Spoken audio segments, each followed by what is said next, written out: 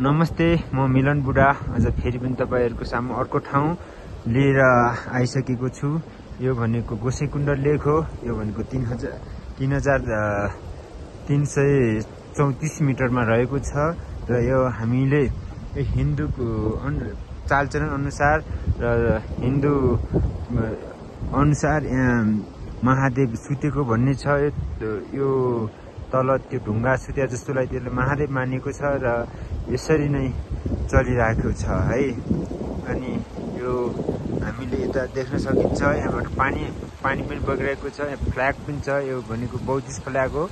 Buddhist flag पनि विभिन्न किसिमको छ है त साथीहरू। अनि हाम्रो यहाँ मेरो दाइ हुनुहुन्छ, उहाँ मेरो काका, मेरो आई लभ काका, एन्ड देन बाई मेरो aunty is I love aunty, and then bye यो हाम्रो साथीहरू। हामी आज गोसाइँकुण्ड पास जाँदैछु।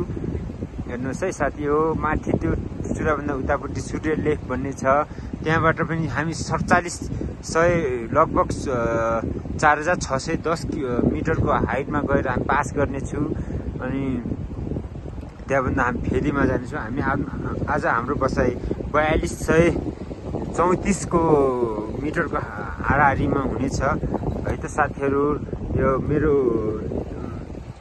यो भिडियो मन परेमा र सबैले लाइक, सब्सक्राइब अनि कमेन्ट र व्हाट्सएप सबै गरिदिनु होला है त साथीहरू। हो